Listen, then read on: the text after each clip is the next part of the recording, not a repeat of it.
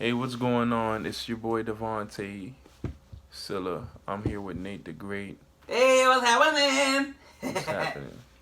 Hang loose. Um, he actually just wanted to share his testimony with you because with him sharing his testimony, he actually has a lot of great things coming, a lot of great content coming eventually as he gets his social media platform going. And this is just a new way to communicate with the church. This is a new way to communicate with mass amount of people. With 35 seconds in, and you take it away. To 35 seconds? You Oh, gotta be taking. okay. All right. First and foremost, how you guys doing? They call me Nate the Great. Uh, Nickname that kind of grew on me ever since I was younger. Not younger, but maybe several years ago, that a young woman gave to me because I helped with her taking care of her son. It was kind of a brief time, but still, she just thought, because how you helped me, and because I would change his diaper before she would get a chance to change his diaper, and I would, and she still wasn't impressed, but that's besides the point. But then finally, I taught him how to walk, to help you understand how young the child was. And finally, when he learned how to walk, and she was just smiling cheek to cheek and ear to ear, and finally she said, you're just so great. And she's like, you know what? I give you that nickname. You Nate the Great to me, and it just stuck. So I just thank God for that. It shouts out to her. I've been through a lot. And my testimony is grandiose, if I can use that term. But it doesn't supersede Christ's sacrifice. I know now in the world we're living in, not too many people are religious, but I can truly say that I'm a living, breathing testimony, and living, breathing, walking testimony, to help you understand my testimony. Why I say walking? Because, just to give you a brief summary of the testimonies, my mother passed away May 27, 2004, which was 2 weeks before my high school graduation. It was tough, but I managed to learn from it, and like I believe it's a cliche or sayings, is that if it doesn't kill you, it makes you stronger, which is kind of biblical, because Philippians 4:13 says, if I can do all things through Christ who strengthens me, which was my favorite verse at that time. During that time, my mom died, and so knowing that verse, it helped me to overcome a lot and achieve a lot. I finally What are some of the things that you actually achieved? I was getting into it. In high school, at high school, graduating high school, in my high school class, I was the one with the most medals, if I'm not mistaken. I had 9 medals to do with nursing, clubs that I was in, and so forth.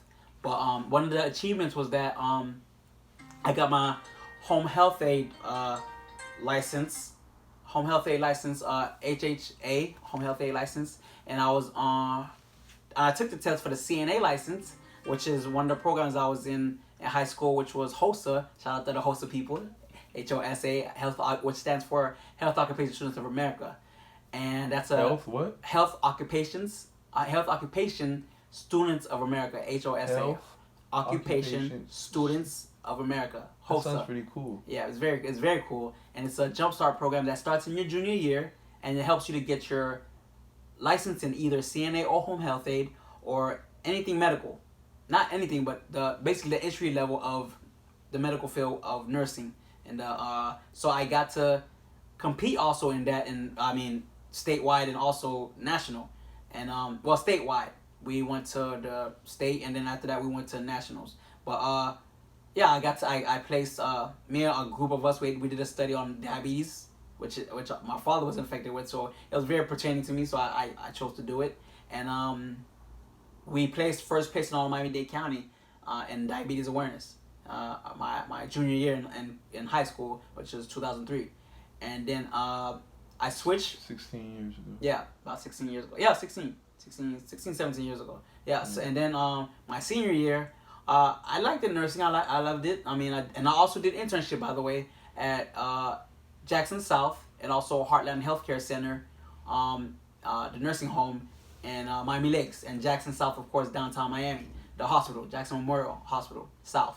And I did the internship, and for 2 years, I had a 2 year internship, my junior year and my senior year, and still sticking to nursing, but I kind of had another passion, which was, and I didn't know what to choose because I just loved the medical field. Because I chose the medical field because I love to help people, and I switched what I was studying in high school, not going away from nursing, but still did nursing, but also looked into other things and looked at other variables or channels and other options, to use a better word, lack of a better word, but I looked into physical therapy and physical therapist assistant (PTA), and also massage therapy (MA), and I studied in my senior year physical therapy.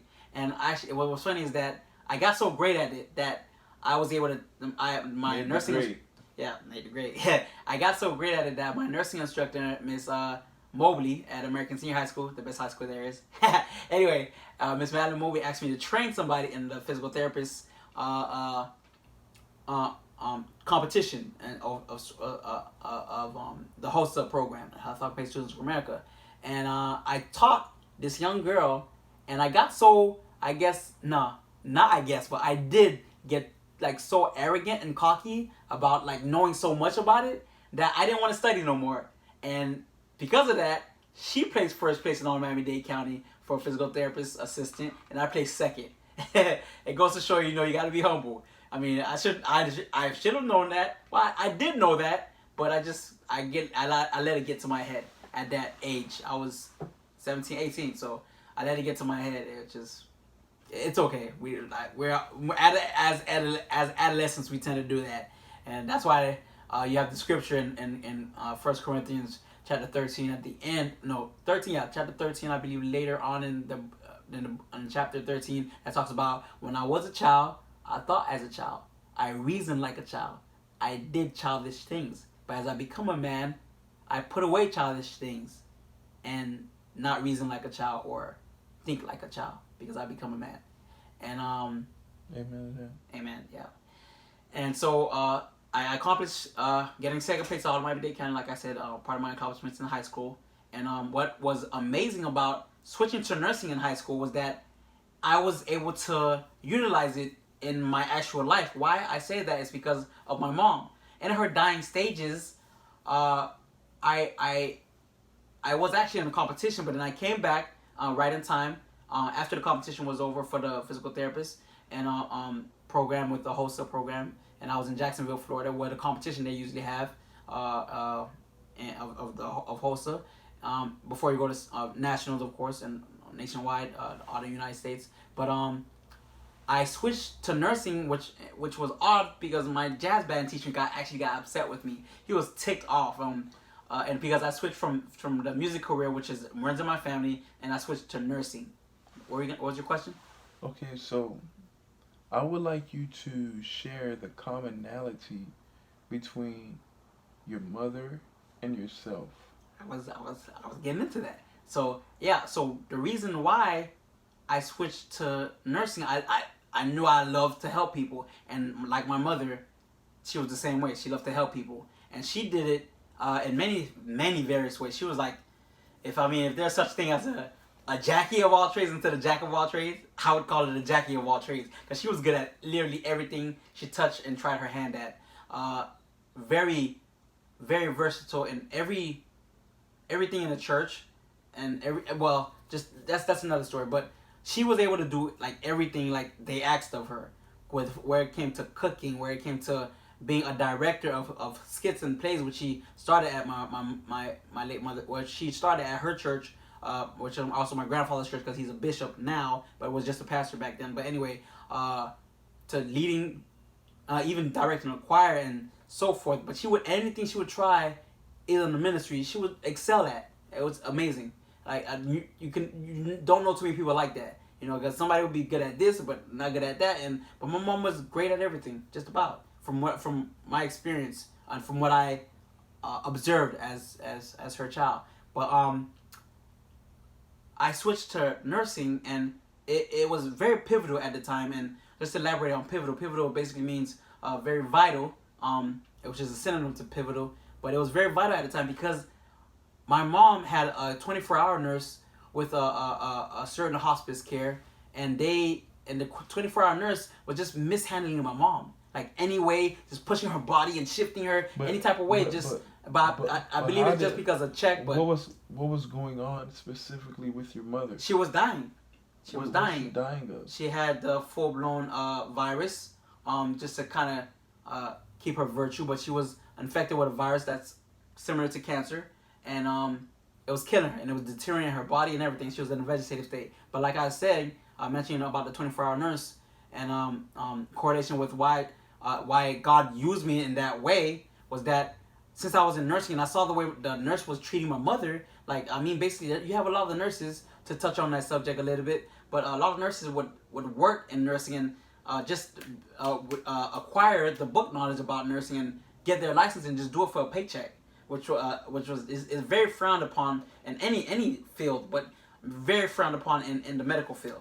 I mean, just doing it for a paycheck instead of doing it with your heart and passion and compassion for people and helping people with their health and so forth. But anyway, so I switched to nursing, and like I said, the jazz band teacher was upset at me because I was supposed to be the first chair drummer in the jazz band, and he was upset. He was very upset. He showed it, and he pretty much made a scene. And but I said I'm sticking to my guns, and I chose the medical field. There's another story behind that, but anyway, I chose the medical field because I love to help people, and I know sticking to being a musician requires a little bit more time and effort than to being a nurse, where I can get the book knowledge and understand everything and acquire everything that I need to become a nurse. So I became a nurse, and being that I was in my second year of nursing, the hospice care allowed me to be her nurse, her CNA, before she died.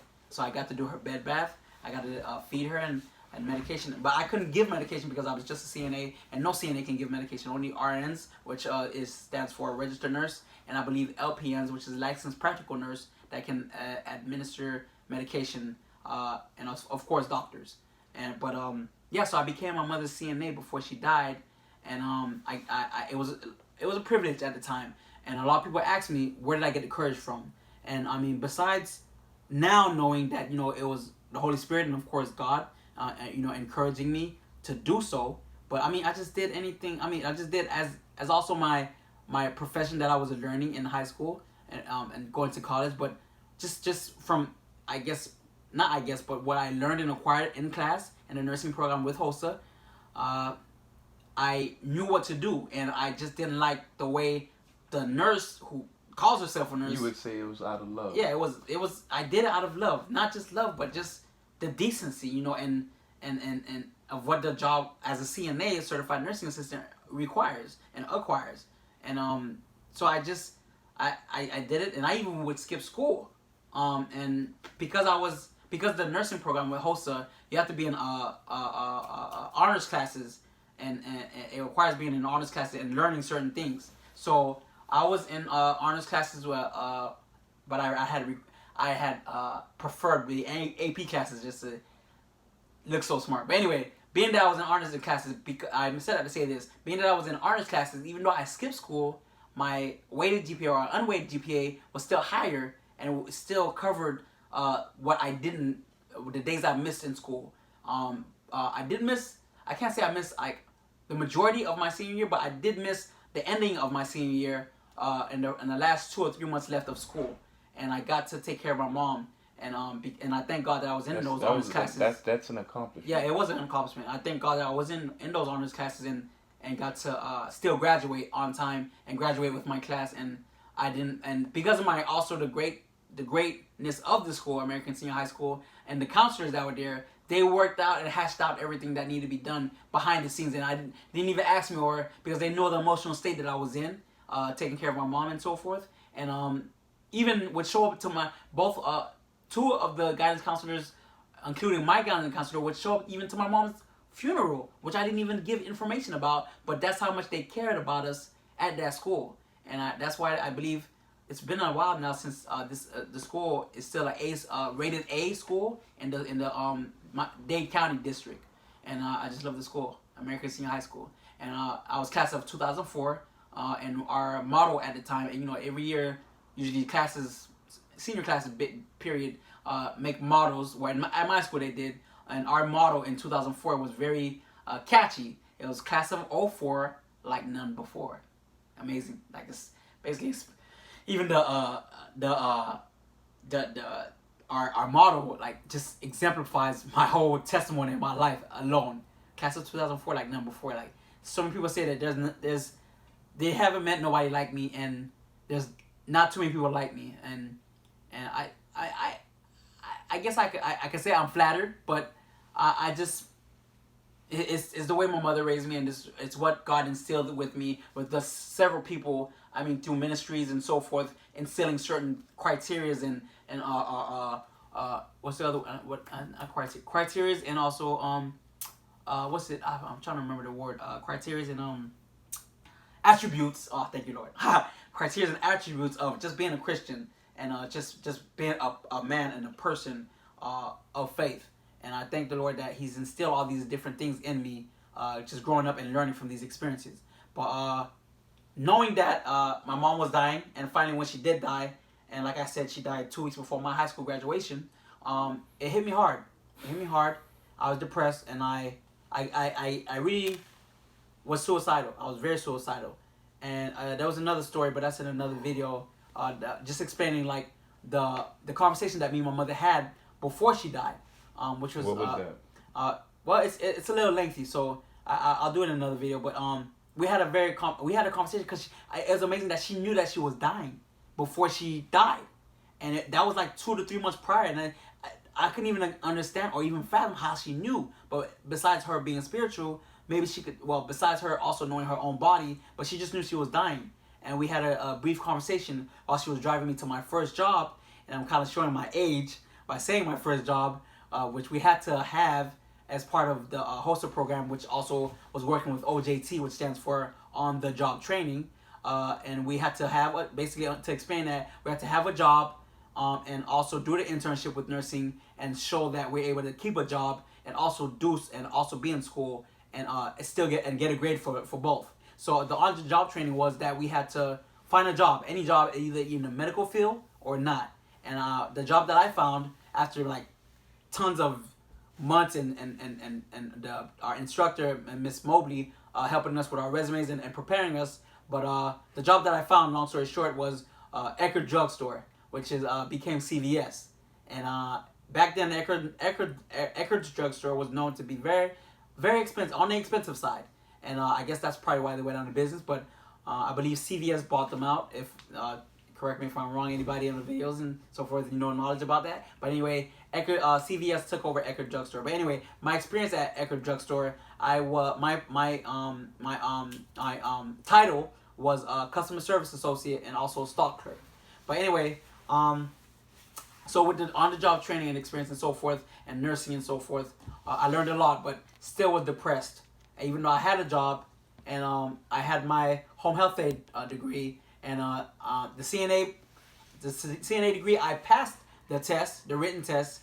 But what people don't know, or may not have known, was that I was supposed to also do the clinical test to acquire the license to officially start and work at any hospital. But my friends were failing, but maybe a couple or 3 students that were brilliant or, well, intelligent in the medical field, like myself, they passed the clinical part, which is the hands-on, to explain for people that don't know. Let me stop you right there. Well, I'm still explaining my achievements, but the reason I didn't acquire the CNA license is because I didn't do the clinical part of the test. Okay. And so, but I still had my HHA license. So I acquired that in my high school year. That's fantastic. Your accomplishments in the past were great. I just want you to take just about 1 to 2 minutes, maybe 3 or 4 or 5, and talk about where you are currently. I did mention that in the Instagram video we did, but now after everything I've been through and going through thoughts of suicide and so forth, what are you going? I'm going into it right now as thoughts of suicide and so forth, and losing my mother and losing many things. but I've become homeless, and I've become homeless even more than once. Even in a wheelchair, I was homeless. That's part of the testimony as well. From a 3-car collision, I was paralyzed from waist down, and my little brother was in the car. But God, thank glory be to God that he only suffered minor damages, but he still had to see a pediatric chiropractor. But being that I was in a wheelchair, I couldn't fit in my mom's house that she left for me, by the way, because it wasn't wheelchair accessible. So I had to live in a shelter, even though we had a house. My brothers were living in a house with my father, but we lost the house. That's another story. But I had to live in a shelter. But even before I was in the shelter, when I was discharged from the hospital, when they couldn't do anything else, but after I received in the testimony as well, I gained consciousness back in my legs and my feet. Well, it was my feet first, my toes first.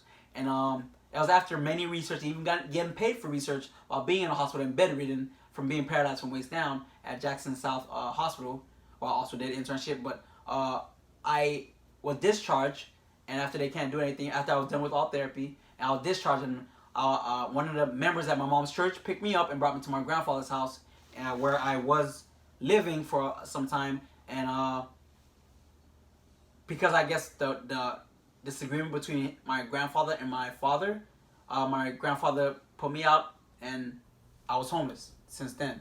And I became one thing led to homeless. No, but that's not. I didn't stay homeless since then.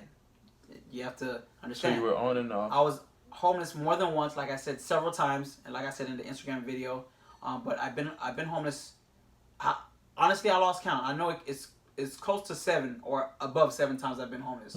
But it's just through complications of living arrangements. But the first time I became homeless, it was not due to my irresponsibilities. It was just due to family conflicts and disagreements and so forth. But it wasn't due to money, because we had money. My mother left us after my mom passed away. We had a inheritance, a lump sum of money that her insurance left for me and my brothers, and that's another story that I can share in another video. But we became homeless, me and my brothers, and a distant auntie with not a distant, she's my auntie by marriage, to explain and elaborate. But it was an auntie that married my mother's brother, that took in my little brothers, and I went up to college.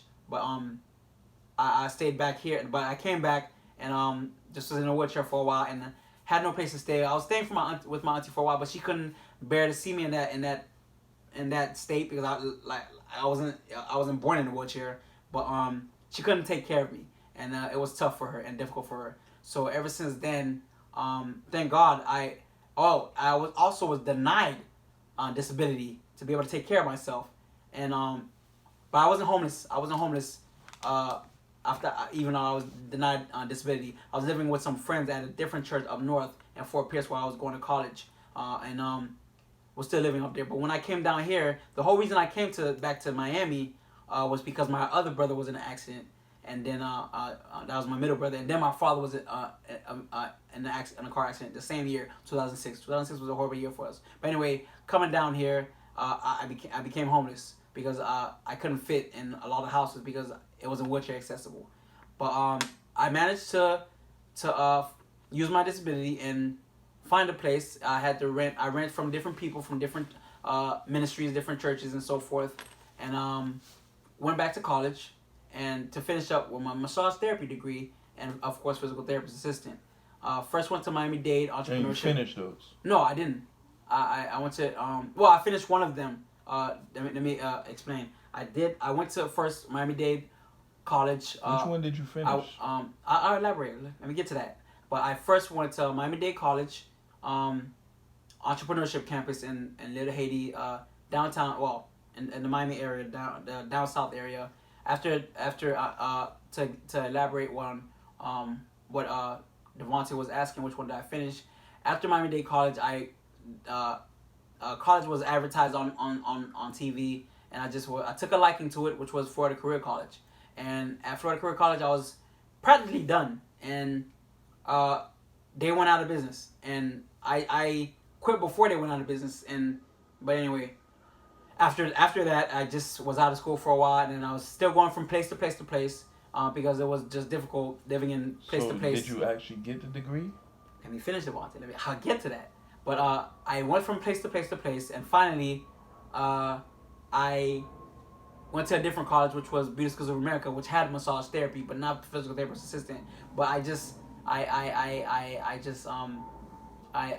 chose to just finish one instead of the other. But anyway, so I finished up. I graduated massage therapy at Beauty Schools of America, and I got depressed again, and again jumping from place to place, but wasn't homeless, but got depressed and didn't want to do the state board. The state board, for those that don't understand what the state board is, the state boards period is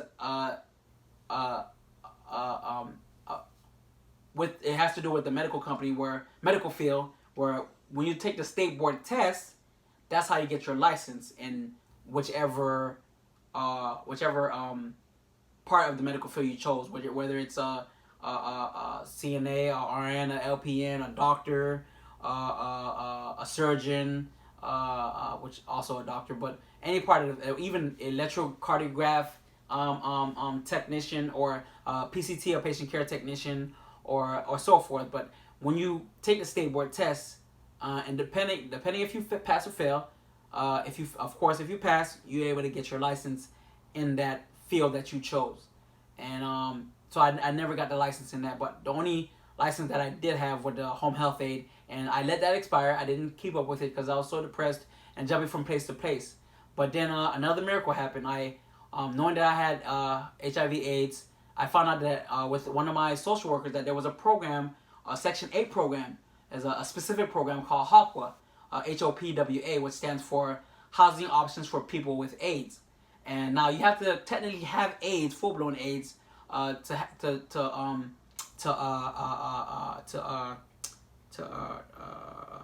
be qualified for that program, the Section 8 program for people with HIV/AIDS, HOPWA. But I did have AIDS, and because I stopped taking my medication and was depressed. But I said that to say this. I finally, after 7 years of waiting, being on the list, I was on a waiting list, and finally after 7 years of waiting, a miracle happened. And that's another long story, but I was able to find out that they were calling me and left me messages, but I didn't know, and I just it was difficult, managing my money and so forth. But I was staying even in different places, but I finally got in contact with the program, and they got me a apartment, which I had for 4 years. So I had stability, and from that, I met so many people, spoke at so many churches, did so many motivational speaking. But while at that apartment for 4 years that I stayed and was stable, I took in some friends that became homeless, and I knew from what I signed and agreeing to with the program that I'm not supposed to have nobody living with me, and if they were my actual kids or a wife or so forth, and not even family could live with me. But I was disobedient to the contract that I signed, and I lost my apartment. I lost my place, my place, which was stable. But I have actually exactly 4 years, because it was exactly 4 years, because the day that I signed was the same day I got kicked out. It was amazing. But it was exactly 4 years that I was at that apartment in North Miami, and I was stable. Like I said, I was managing and budgeting, and not really so much budgeting, but taking care of my financial obligations. But when my friends moved in, it just kind of took advantage of the situation, and I even had food stamp, but they took advantage of the situation where they didn't have jobs, they didn't really want to work. But then finally I motivated them to work, and from them actually also saying that I was an inspiration, because I also would work even though I was receiving disability and even had Section 8, but and also going to school. But they took advantage of the situation. I said that because they would I would cook a lot, and that was one of the achievements also that my mom taught me ever since I was little. And one of her achievements, like I said, like she was great at everything she tried her hand at. She was a great cook. Everybody knew her as a great cook, and I would cook, and so many people took a liking to the way I cook, and because I cook like my mom. And but anyway, I achieved being able to cook. But I wouldn't say that I'm a great cook, because like my mom taught me, never say that you're a great cook, but allow people to brag about your cooking, and that's when you know you're a great cook. But anyway, so they love my cooking. Many people love my cooking. I even cook for my neighbors in the apartment complex, which was a 2-story building and 15 or 16 apartments. And so I would cook for a lot of people, and and the roommates that I moved in with me that were homeless, that were my friends, that became my friends, just took advantage. And would never. I told them they don't really have to help me with rent or anything else, but if they could, because I knew they weren't working, then they could pitch in. But and they were doing drugs and so forth, so I knew they were had income, but it's not stable income. But still, finally, long story short, I got kicked out, and I've been looking for place to place. My grandpa took me back in, but it was only because people at my late mother's church convinced him to take me back in, but he didn't take me back in for long. It was he asked me, and I admit I was dishonest because he asked me how long did I need to find a place, and I knew I needed about a month or two, but I told him all I needed was a week because I knew that in a week or two that I would receive my disability check, so I would be stable and find another place. But anyway, so after the week was over, he said, that's it. So you got to go. And once I left, I was homeless again. But then a good friend of mine took me in, and I wasn't homeless. Stop right there, bro. Stop right there, brother. Stop right there. Now that you were able to speak on the on and off situation, your mother situation is something that touches my heart dearly, and it touches your heart, of course, as well. And I'm pretty sure being able to reflect on the relationships that you've had. Being able to reflect on the relationships that you've had with your family, with random people, so-called friends. It's taught you a great deal. It's taught you a lesson, many lessons, I'm pretty sure. Of course. And with that being said, I want you to now just begin to talk about all the things that you desire for your life, besides a stable living. Financial stability. And financial stability. Besides that, talk about things that because in the past you've accomplished great things for your own well-being. You became a registered not a registered, a home health aide.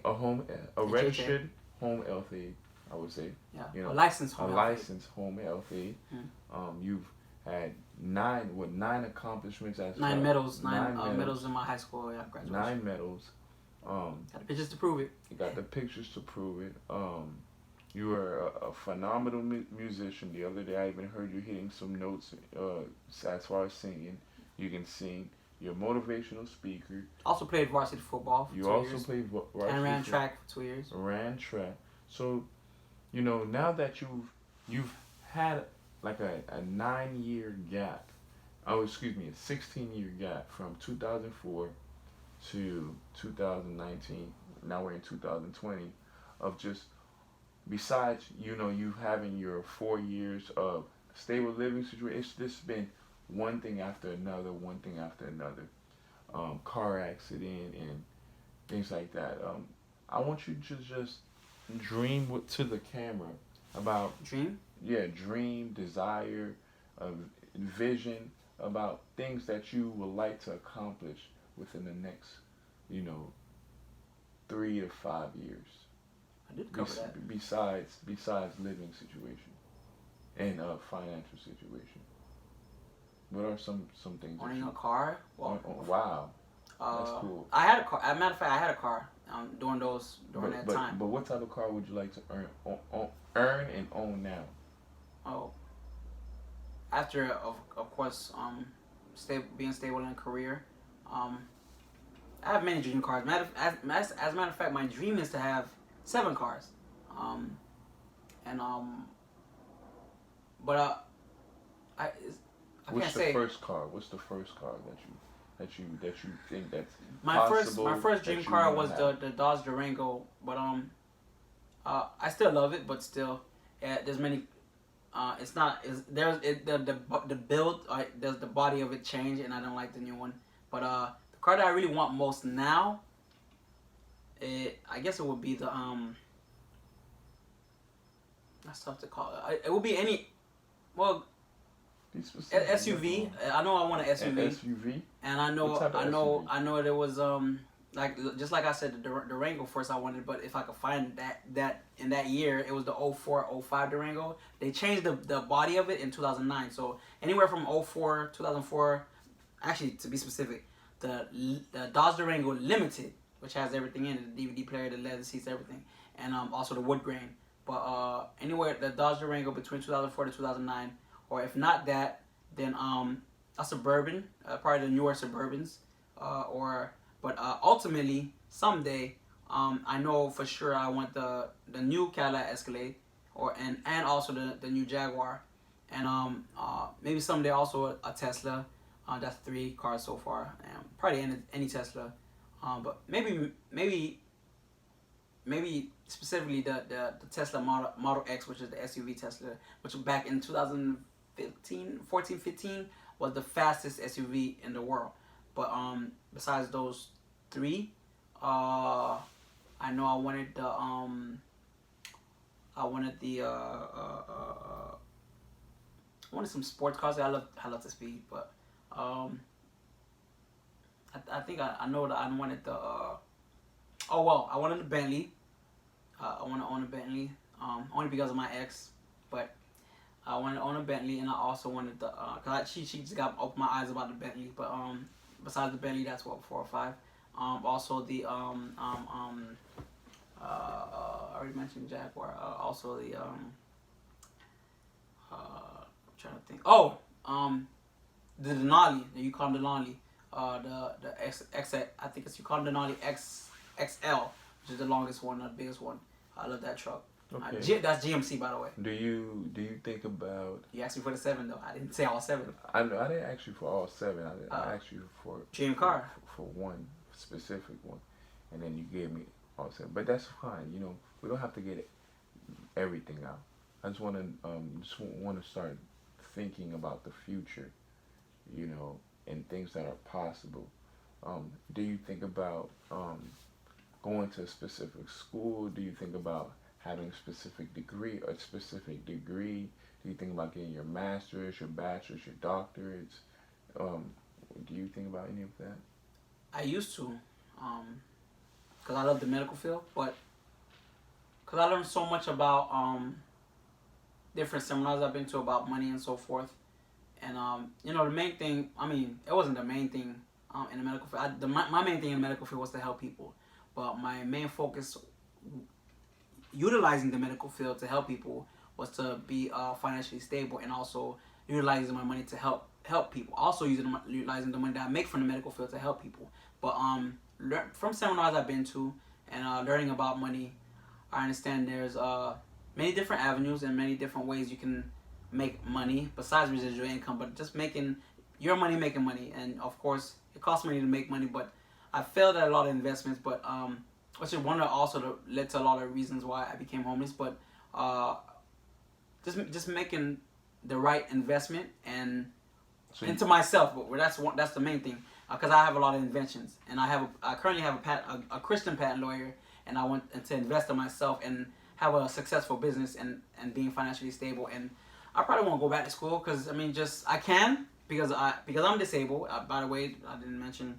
But because I'm disabled, ever since I've been out the wheelchair, I have nerve damage for the rest of my life. But I'll get disability for the rest of my life. But because I'm disabled, I can go to school for free. I actually do go to school for free, and my financial aid is covered. The government covers that. But I can go back to school. But I just feel like it's kind of a lot of it is frustrating and tedious, and I can say irrelevant from a lot of stuff that I've learned about just inflation alone, about school. Period.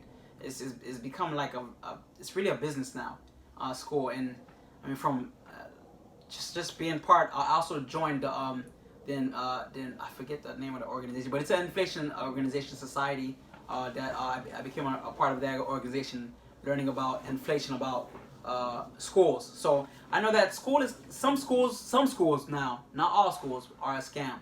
There's only those true schools that help you really learn and help you to achieve what you want to accomplish as far as having a career. But I said to say this, I asking about going back to school and getting a master's and so forth, I probably won't. But the only reason I did want to go back to school, and why I probably will go back to school, if I choose to, is to go back for theology and to become a licensed minister, which I had I guess I could say a pet peeve where many people were asking me, am I licensed, because I was preaching a lot of different churches and so forth, and I didn't have my license. So I like to become a licensed minister if I were to go back to school. Within the next 3 or 5 years, is that something you're going to do? Yes or no? Well, see, it depends. If I'm financially stable and I can be able to travel to the school that of my choice, then I'll probably do it. And the school of my choice is the Master's Academy, which is in California, which is a Bible college, of course. It's a Bible college in California. Correct. What does being financially stable mean to you? Does it mean relying on the government still, or does it mean having several incomes?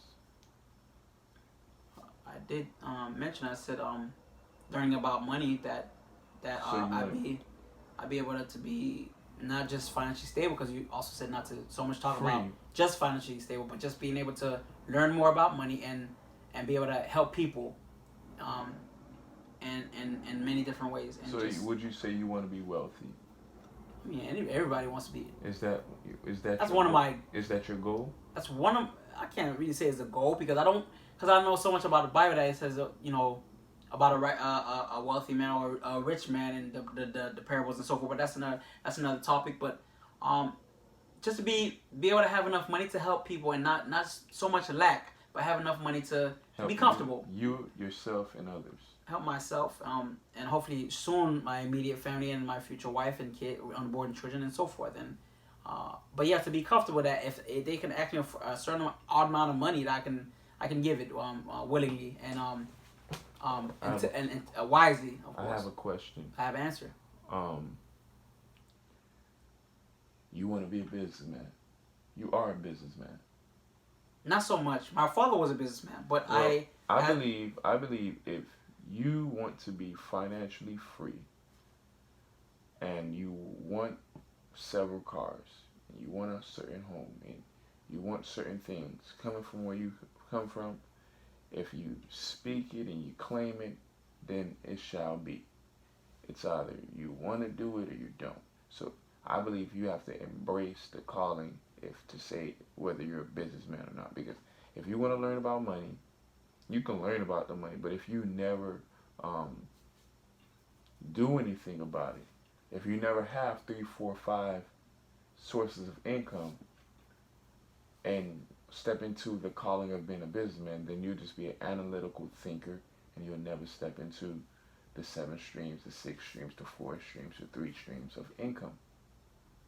So are you going to be a businessman? To answer that question, no. What would you be?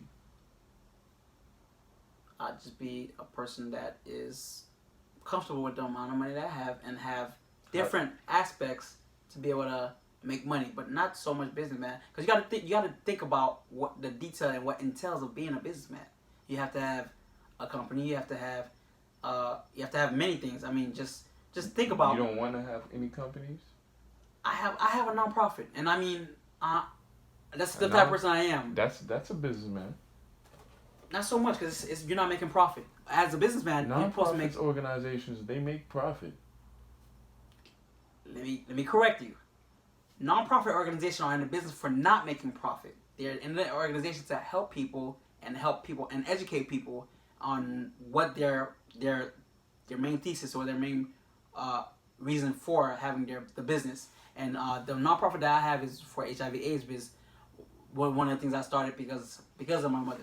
But my non-profit, we're not making profit from anything. We're just making profit from educating people and helping people. You still got to pay your employees. The CEO has to get paid.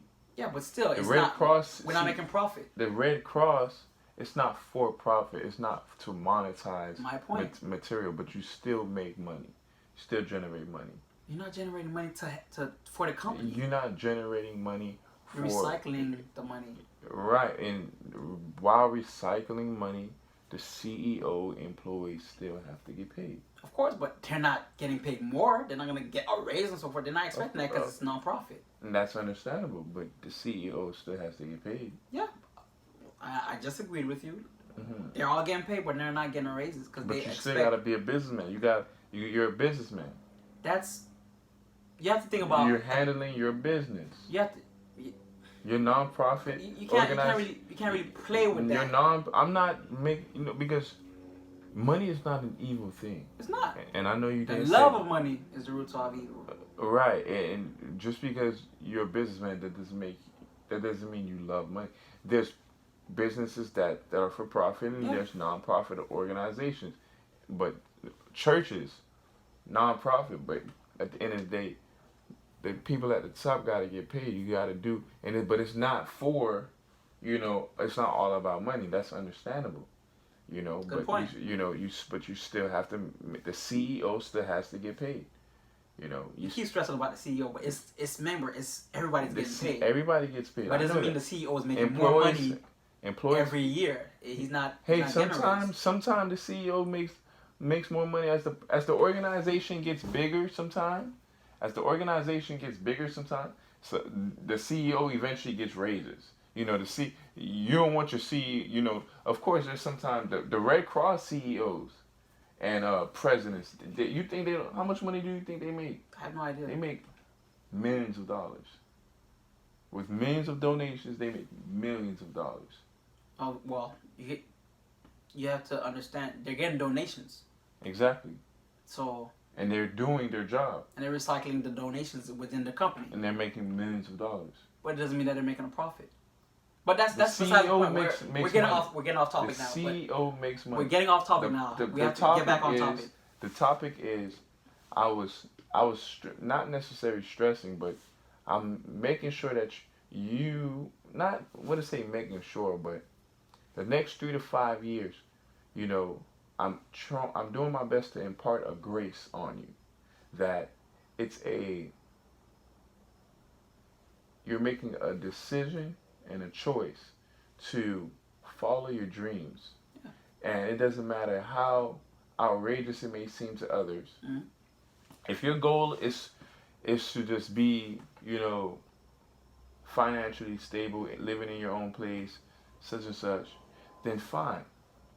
But if your goal is to if living off the government is something that you want to do, then fine. But if it's something more than that, then you got to be. It's okay with saying, okay, I want to start a nonprofit organization that deals with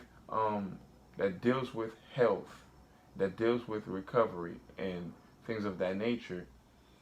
And I have to, I'm a businessman, and if you don't want to call yourself a businessman, it's not so much calling myself a business, just knowing the differentiation between a profitable business and a non-profit. Yeah, but they're both classified as still a business. It's still a business, but and it's just trying to differentiate. I understand that.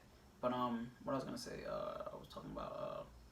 I did say, and I prior to the Instagram video, but I did say that I did want a business, but I don't necessarily want to be a businessman. I'm gonna be probably the CEO of the business, but still.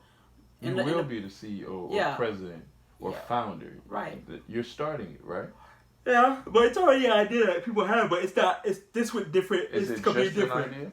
Is it just an idea, or is it something that you will do? Of course, act like I said. After becoming stable, and if I have enough, I will venture, or I will invest in myself. I did mention that earlier in the video. I will invest in myself and in the inventions that I have. Like I did mention, I do have a Christian patent lawyer, and I do have a good amount of people that want to be investors. So it's just taking care of myself first. So that's why I'm saying we're getting off topic. Great. But the main thing is to just take care of being a good steward and taking care of home first. All right. Thank you all for watching. I hope that this conversation was edifying. I hope that his testimony was able to bless you. Nate the Great, Devante, Lee Cylla, and talk to you another time. Peace, salute, God bless. Yeah.